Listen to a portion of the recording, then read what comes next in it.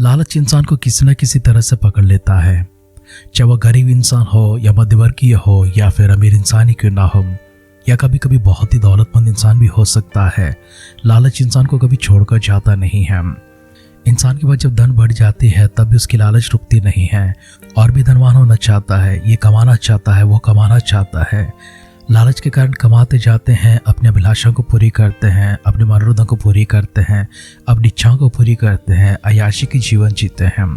अपने आप में अलग बात होती है इंसान किस प्रकार से कमाता है और किस प्रकार से उसे गंवाता भी है या फिर उसका उपयोग करता है, उससे अपने सुखों को पाना चाहता है।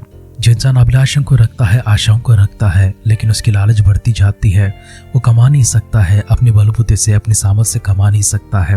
कोई ऐसी वस्तु हो सकती है, धन हो सकती है, कुछ भी हो सकती है, लावारिस से पड़ी होती है, उसे अपना लेता है, उसकी लालच उसे रखने देती है, उसकी लालच उसे ये काम करने की अनुमति नहीं देती है कि उस व्यक्ति को ढूंढे जिसने उसे खोया है और उसको जाकर उसे वापस लौटा दे। लालच के कारण इंसान झूठ बोलने लगता है, लालच के कारण इंसान धोखा देने लगता है, लालच के कारण इंसान चोरी करने लगता है, लालच के कारण इंसान अपने वसूलों को भी दांव पर लगा देता है। इस प्रकार से लालची होकर मनुष्य जब गलत करने लगता है, अपराध करने लगता है, इन सारी गलतियों का परिणाम, अपराधों का परिणाम उसके परिवार को भी अनुभव करना पड़ता है। अच्छे काम करते हैं, अच्छे फलों को प्राप्त करते हैं, अपने साथ में अपने परिवार को भी फलों को देते हैं, आशीर्वादों को देते हैं। बुरे काम करते हैं, बुरे फलों को लेकर आते हैं, अपने साथ में उन सारे परिणामों को अपने परिवारों के ऊपर भी लेकर आते हैं, जिसके कारण न केवल आप दंड को पाते हैं परंतु अपने परिवार को भी दंड लेकर आते हैं। इस्राएल की इस प्रजा के बारे में हम लोग ध्यान कर रहे थे, जो पराक्रमी थे, जो सामर्थी थे, जिनके साथ परमेश्वर स्वयं होकर उन्हें 40 वर्षों से चलाते आ रहे हैं, जिनके नाम से सब लोग डरने लगते हैं।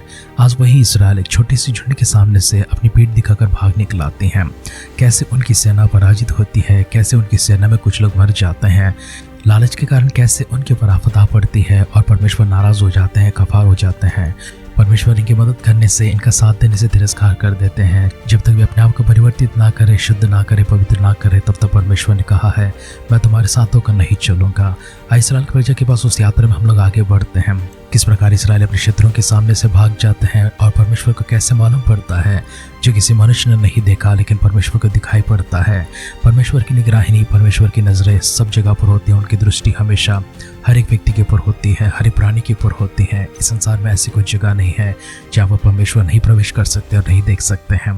परमेश्वर की आंखों को दिखाई दिया है, इस्राएलियों को दिखाई नहीं पड़ता है, अपनों को दिखाई नहीं पड़ता है, लेकिन परमेश्वर किस प्रकार से उसे प्रकट किया, बयान किया है और किस प्रकार से छोटी सी लालच के कारण परमेश्वर को क्रोधित करते हैं, अपने ऊपर दंड को लेकर आते हैं। हमारी यात्रा को आगे बढ़ाने से पहले आइए हम परमेश्वर के पास जाकर उनसे प्रार्थना करेंगे।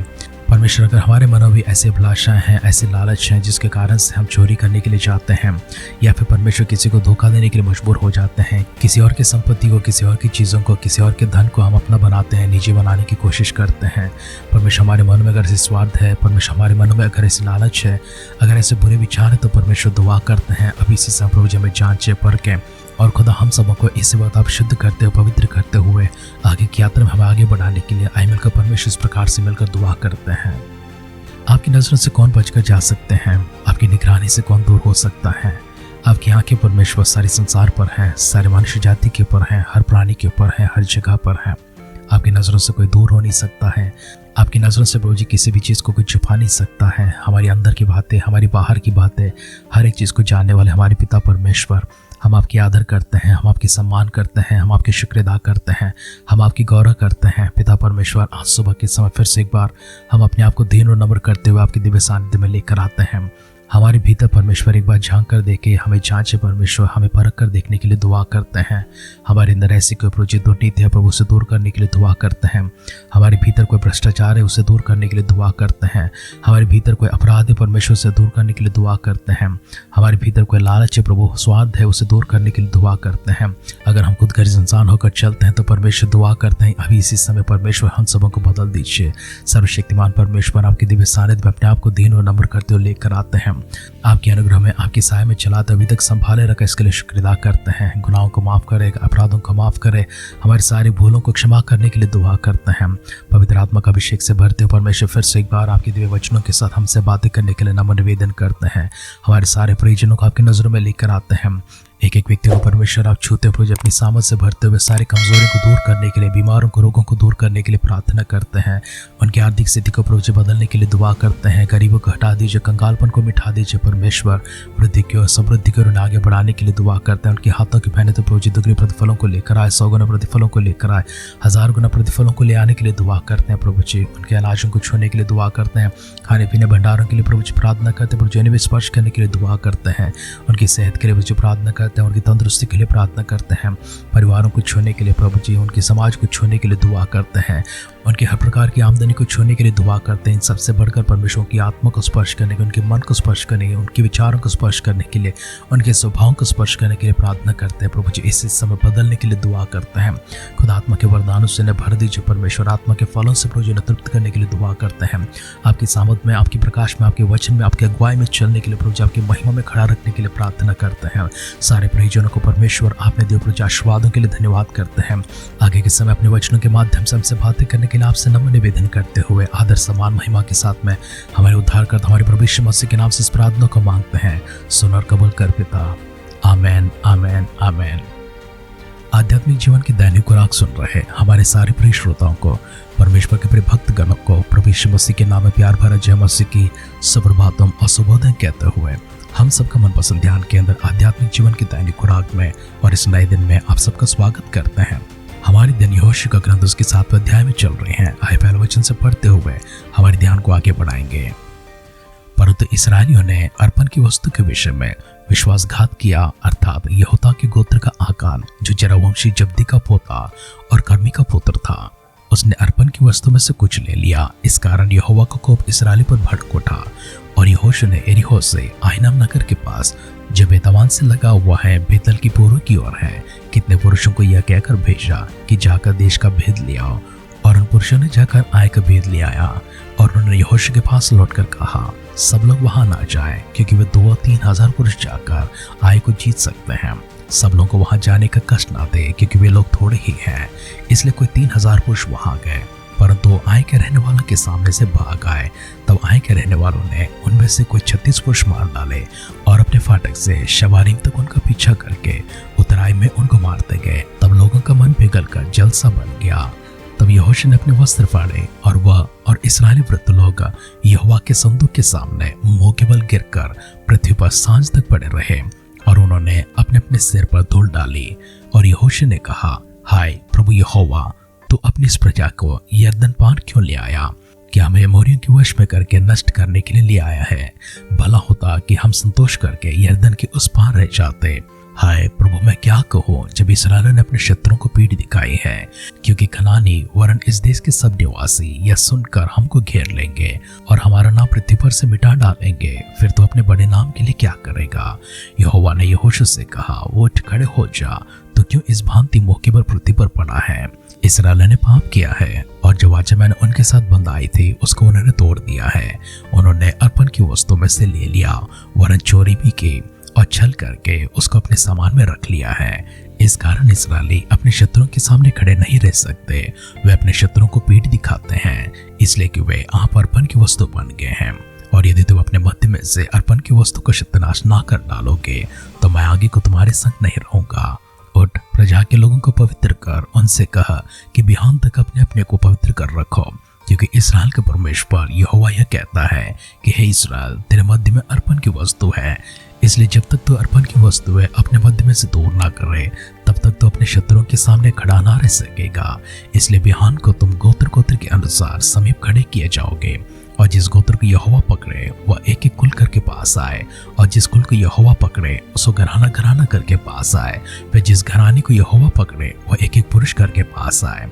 तब जो पुरुष अर्पण की वस्तु रखे हुए पकड़ा जाएगा, वह और जो कुछ उसका हो सब आग में डालकर जला दिया जाए, क्योंकि उसने यहोवा की वाचा को तोड़ा है और इस्राएल में अनुचित कर्म किया है।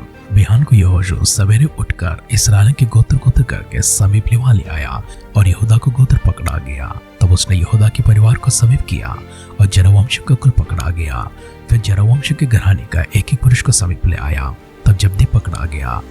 तब उसने उसके घराने के एक एक पुरुष को समीप खड़ा किया, और यहूदा के गोत्र का आकान जो जरावंशी जब्दी का पोता और कमरी का पुत्र था पकड़ा गया। तब यहोशू आकान से कहने लगा, हे मेरे बेटे, इसराइल के परमेश्वर यहोवा का आदर कर और उसके आगे अंगीकार कर, और जो कुछ तूने किया है वो मुझको बता दे और मुझसे मत छिपा। और आकान ने यहोशू को उत्तर दिया कि सचमुच मैंने इसराइल के परमेश्वर यहोवा के विरुद्ध पाप किया है, और इस प्रकार मैंने किया है कि जब मुझे लूट में शिनार देश का एक सुंदर ओढ़ना और 200 शेकल चांदी और 50 शेकल सोने की एक ईंट देख पड़ी, तब मैंने उनका लालच करके उन्हें रख लिया। वे मेरे डेरे के भीतर भूमि में गड़े हैं और सबके नीचे चांदी हैं। तब यहोशू ने दूत भेजे और वे सब डेरे में दौड़े गए, और क्या देखा कि वे वस्तु उसके डेरे में गड़ी हैं और सबके नीचे चांदी है। उनको उन्होंने डेरे में से निकालकर यहोशू और सब इस्राएलियों के पास लाकर यहोवा के सामने रख दिया। तब सब इस्राएल समेत यहोशू जेरोबोआम आकान को और उस चांदी और ओढ़ने और सोने की ईंट को और उसके बेटे बेटियों को और उसके बैलों, गदहों और भेड़ बकरियों को और उसके डेरे को, निदान जो कुछ उसका था, उन सबों को आकारनाक तराई में ले गया। तब यहोशू ने उससे कहा, तूने हमें क्यों कष्ट दिया है? आज के दिन यहोवा तुझे को कष्ट देगा। तब सब इस्राएलियों ने उसको पत्थरवाह किया और उनको आग में डालकर जलाया और उनके ऊपर पत्थर डाल दिए, और उन्होंने उसके ऊपर पत्थरों का बड़ा ढेर लगा दिया जो आज के दिन तक बना है। तब यहोवा का भड़का हुआ कोप शांत हो गया। इस कारण स्थान का नाम आज तक आकोर तराई पड़ा है। यहोशू के ग्रंथ 7 अध्याय का पहला वचन से लेकर अंतिम वचनों तक हमने पढ़कर सुना है। इसमें एकमात्र ऐसा विषय लिखा हुआ है जो लालच के कारण इसराइलियों के पर एक विपत्ति आ पड़ती है। हमने देखा है यहूदा के गोत्र से जेरोबोआम आकान नामक व्यक्ति ने कुछ चीजों को देखा है और उन चीजों की लालच में पड़ जाता है। परमेश्वर ने इनको शपथ दिलाई थी, किसी भी चीज को तुम अपने पास नहीं रखोगे। उन्होंने परमेश्वर को वचन दिया था, लेकिन उस वचन को तोड़ दिए हैं, जिस कारण से आई नामक देश के ऊपर लोग चढ़ाई करते हैं, लेकिन उनके सामने से भाग निकल आते हैं, उनके सामने से डर जाते हैं। आई देश के लोगों ने इनको फाटकों तक भगा भगा के मारा था और कुछ 36 लोगों को मार दिया था, जिस कारण से यहोशू और इसराइल के सब वृद्ध लोग परमेश्वर के वाचा के संदूक के सामने सुबह से लेकर सांझ तक मुंह के बल गिरे पड़े थे। परमेश्वर के सामने यहोशू ने बड़ी शिकायतें की थी और उन सारी शिकायतों को परमेश्वर ने सुना है। जिस तरह से मूसा ने शिकायत की थी वैसे ही यहोशू ने भी किया था। परमेश्वर यहोशू से कहते हैं, उठ, तो क्यों इस प्रकार से मुंह के बल पृथ्वी के ऊपर पड़ा है? इसराइल ने पाप किया है। पहले उनसे कहो कि अपने पाप का अंगीकार करे और जो अर्पण की वस्तु है उसे सत्यानाश करे, तभी मैं तुम्हारे साथ आगे बढ़ूंगा और तुम्हारे संग संग चलता रहूंगा। परमेश्वर के कहने के अनुसार यहोशू ने किया था और आकान को पकड़ा है। आकान को, उसके सारे घराने को, उसके संपत्ति समेत उसके सारे बच्चों को, परिवार को, सबों को पत्थरवाह करते हैं, आग में जला देते हैं और उन सबों के ऊपर पत्थरों का एक ढेर लगा देते हैं और इस जगह का नाम उन्होंने आकोर दिया है। हमने देखा है लालच कितनी बुरी चीज है। हमने देखा है पाप कितनी बुरी चीज है। परमेश्वर पाप से घृणा करते हैं। परमेश्वर लालच से घृणा करते हैं। परमेश्वर उनके वाचों को तोड़ने वालों से घृणा करते हैं। इसलिए परमेश्वर आपको और मुझे, हम सबको सचेत करते हैं, पाप से हम लोग दूर हो जाए। पाप को हम घृणा करते रहे, लालच को हम घृणा करते रहे, चोरी से हम दूर रहे, हर प्रकार के अपराध से, हर प्रकार के गुनाह से हम लोग दूर रहे, हर प्रकार के पाप से हम लोग दूर रहे। आइए हम अपने आप को खुदावंद के हाथों में समर्पण करते हैं। हमारे जीवन की सारी मलिनता को, गंदगी को, मैल को छुड़ाने के लिए, हर प्रकार के दोष से हमें मुक्त करने के लिए, अपराध से हमें छुड़ाने के लिए परमेश्वर के पास जाकर पवित्र करने के लिए प्रार्थना करेंगे। पवित्रता को बढ़ावा देने वाला परमेश्वर, पवित्रता की मांग आप हमसे करते हैं क्योंकि आप पवित्र हैं प्रभु जी, इसलिए आप हमसे भी पवित्रता की मांग को रखते हैं। आज के दिन परमेश्वर अपने आप को शुद्ध करने के लिए आपके सानिध्य में लेकर आते हैं। एक बार परमेश्वर अपनी दृष्टि हम पर लेकर आइए, अपना हाथ हमारे ऊपर रखने के लिए प्रार्थना करते हैं। हमारे भीतर से लेकर बाहर तक प्रभु जी हर एक अंग को, हर कण को छूने के लिए प्रभु जी, उसे शुद्ध करने के लिए प्रार्थना करते हैं।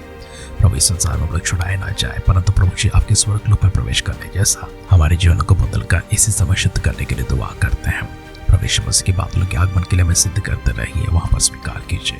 प्रार्थना सुनकर परमेश्वर देवताओं के लिए धन्यवाद करते हुए हमारे उद्धारकर्ता हमारे प्रभु यीशु मसीह के नाम से इस दुआ को मांगते हैं, सुना कबूल कर पिता।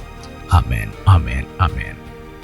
इतनी बड़े एक देश में, इतने लाखों की प्रजा के बीच में एक व्यक्ति के ऊपर परमेश्वर की नजर किस प्रकार से कितनी तेजी से जाती है, और लाखों लोगों के बीच में हजारों लोग इस व्यक्ति के आसपास रहते हैं। उनमें से किसी की नजर भी इसके ऊपर नहीं पड़ी है, ना ही इसके डेरे पर पड़ी है। इसने जो हरकत की है उसे किसी ने नहीं देखा है। इतने सारे लोगों में से कोई भी उसे देख नहीं पाया है, उसने जो काम किया है उसे पहचान नहीं पाए हैं।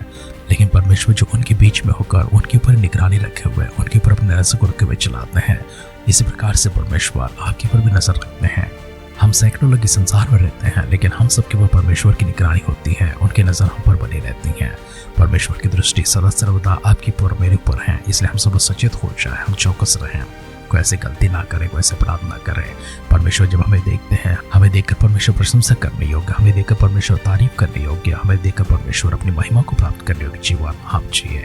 ऐसी धन्यता को प्राप्त करने के लिए पवित्र आत्मा का अगुवाई और अभिषेक हमेशा आपके ऊपर बनी रहे। हमारी इस दुआ कामना के साथ आज के ध्यान की पर समाप्त करते हैं। आप सुनते रहिए, सुनाते रहिए आध्यात्मिक जीवन की दैनिक खुराक। कल फिर मिलेंगे। अपना ख्याल रखिए, अपनों का ख्याल रखिए, दूसरों का भी ख्याल रखिए। God bless you.